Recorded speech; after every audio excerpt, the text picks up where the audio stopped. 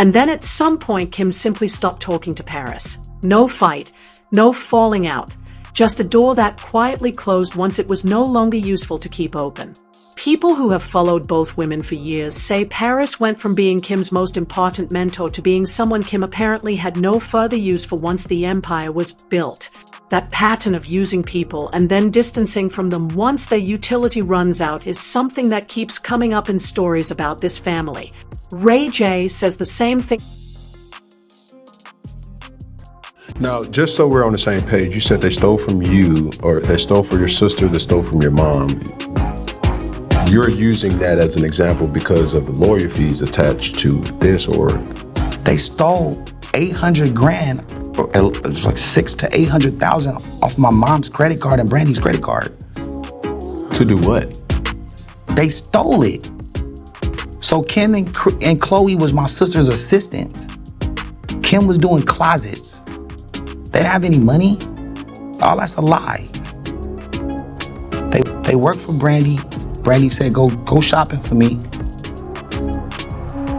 They swiped the card and get Brandy 3 or 4 Jimmy Choo shoes or whatever, or clothes, whatever. And then they'll get themselves like 4 or 5 shoes too. Over and over for months and months and months until they ran up to like almost $1 million. Then my mom gave them the card. My mom don't spend money. My mom is very frugal. They spent like 100 bands on her card running it up, and that's how she found it. Still fashion? On all kind of shit, bro. They had my mom's credit card. They thought my mom spent like Brandy spent. And stole all their money, bro. They got caught, they had to pay it back. It's in court, they had to pay it back. It's just Brandy is a good person, and I guess she was in a situation where she couldn't speak on it, so they got away with it.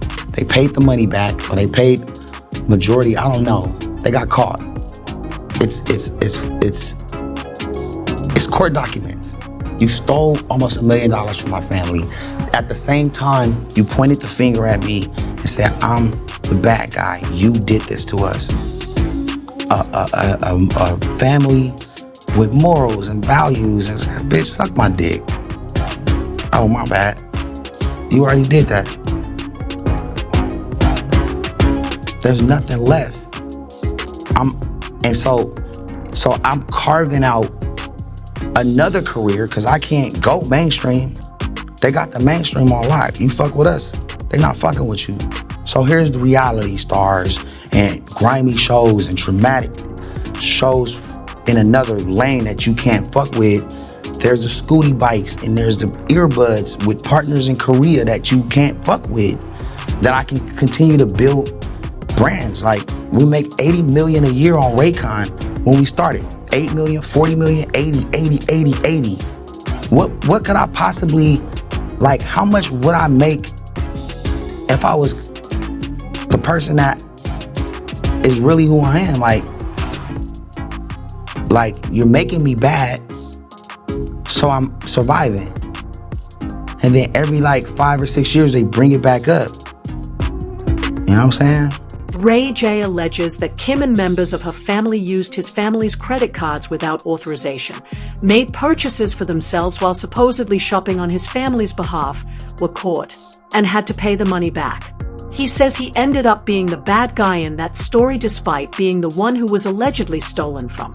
Partly because the Kardashian family had enough media relationships to control how the narrative landed publicly. Maybe that must be the reason Kanye regretted his relationship with Kim. You know, Kim was Paris Hilton's assistant. What's going on with this? That is if I ever go to India outfit. Really? I should have had babies with Paris Hilton over Kim Kardashian. You guys, could you imagine if I had kids with Paris Hilton, how many hotels I have now? You get what I'm saying? Think about that. The Hilton. You know, the Hilton. There's I think I'm staying in the Hilton right now. Kanye West has said on record that he wished he had chosen Paris Hilton instead. Music, that is a remarkable thing for a man to say publicly about the mother of his children. And while Kanye's public statements need to be taken in context, this one is specific enough and pointed enough that people close to that situation have said it reflects something real about how he felt in the later years of their marriage. You're really going to sit here and tell me that the Kardashians do not have any affiliation to this? This is how they get their money. This is how they get their coin.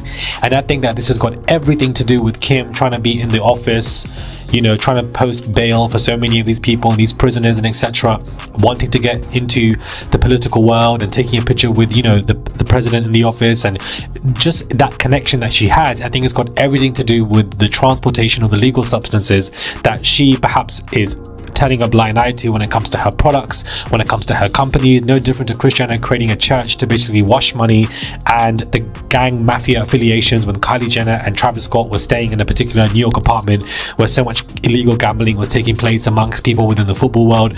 It was all very interesting when all of that happened, and they always seem to be a close radar to everything.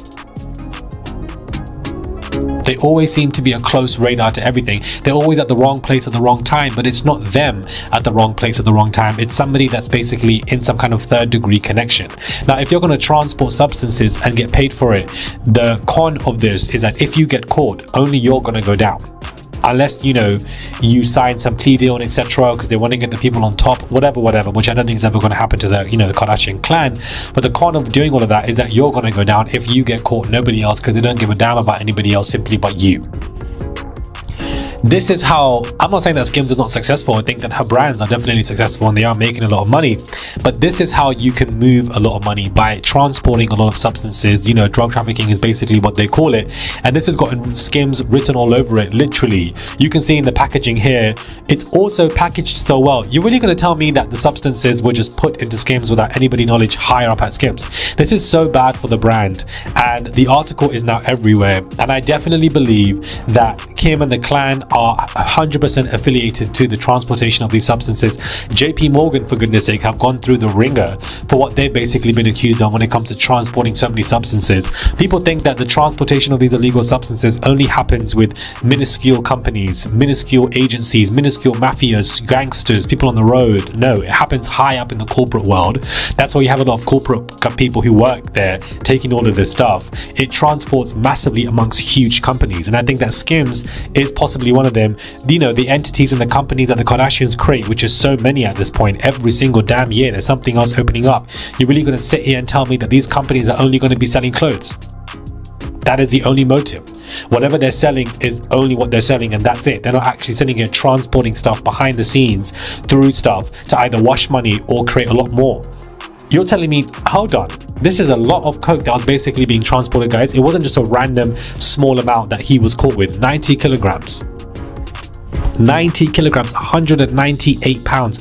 I weigh 80 kilograms, okay? Matt Morley lays out something that a growing number of fans have also noted. The way celebrity brands like Skims are structured, launching new sub-brands every year or two and building revenue streams that go well beyond product sales, creates what he describes as an infrastructure that could theoretically be used for purposes beyond legitimate retail. And let's not forget that Epstein's name keeps appearing at the edges of stories involving celebrity substance access, pharmaceutical connections, and the broader world of elite parties where substances were allegedly a currency as much as a product. So these unsent draft emails in this particular situation have caught a lot of attention. What do you know about them? That's right. Well, Aaron, these two drafted emails are both dated July 18th, 2013, and they were saved in Jeffrey Epstein's email accounts. They appear to be draft emails from Epstein to itself. It's not actually clear who authored them, and there's no indication the messages were ever sent.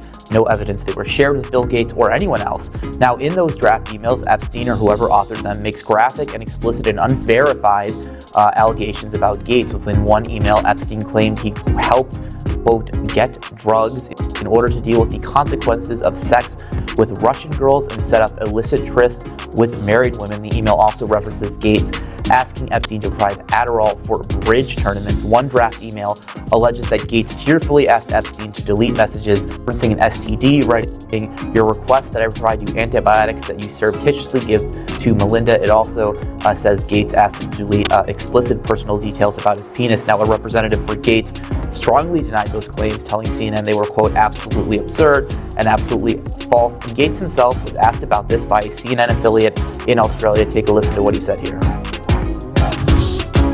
Apparently, Jeffrey wrote an email to himself.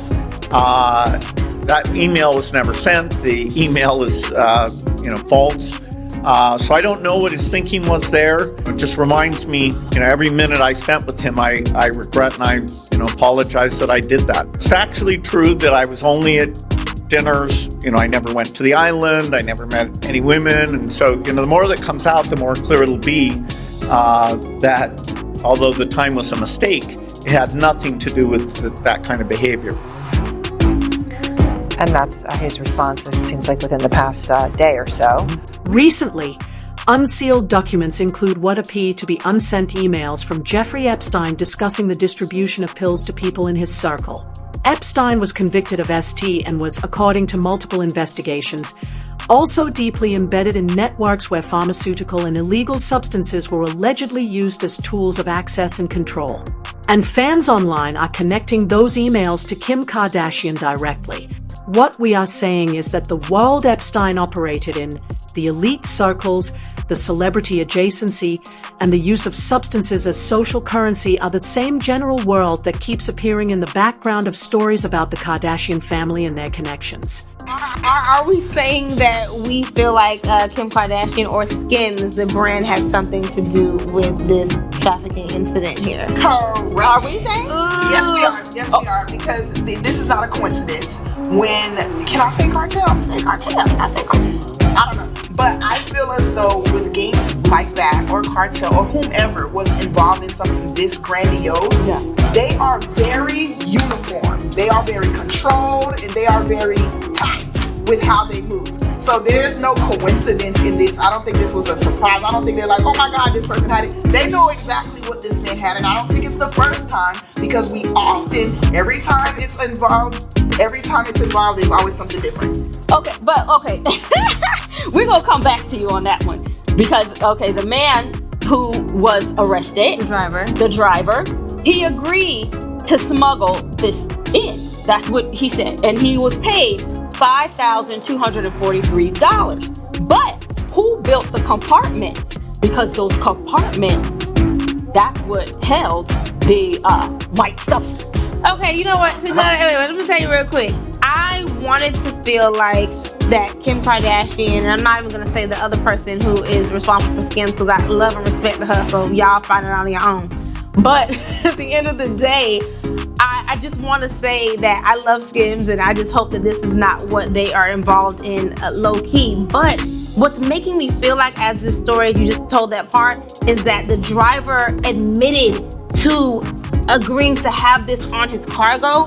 No one is admitting to that. Exactly. So that's what makes me feel like maybe you really he has to take the fall for this thing, and he already knows that they'll take care of him. I would admit to it too. If you only pay me $5,000, you got to pay me more money to lie for you. $5,000 ain't nothing. Give me That's what I'm saying. $9.3 million worth of narcotics for $5,000. What kind of foolery is this? That's it. $9 million and you got $5,000. I would snitch too. Here is the thing about operations at this scale. When authorities find 90 kilograms of a controlled substance hidden inside specially constructed compartments in a branded commercial truck, that is not someone improvising. That is not a driver who got ambitious on a Tuesday. The people in this clip are making a point that professional investigators and former law enforcement have made publicly many times. At a certain volume, at a certain level of logistical sophistication, the idea that nobody further up the chain had any awareness of the arrangement becomes very difficult to defend statistically. There is also something worth noting about what happens next in cases like this. A driver gets sentenced. A brand releases a statement. The news cycle moves on, and the questions that were never officially asked simply go unasked. The compartments were built into the truck specifically. That is in the court documents. Purpose-built concealment for a purpose-built route. The driver is now serving 13.5 years, and the brand is still selling shapewear. So, we leave you with two questions. The first one is simple. When a shipment at this scale is intersected with purpose-built compartments on a documented international route, and the only person who faces consequences is the driver, does that feel like the full story to you? Or does it feel like the beginning of one that nobody with the power to finish it actually wants to tell? The second one is harder.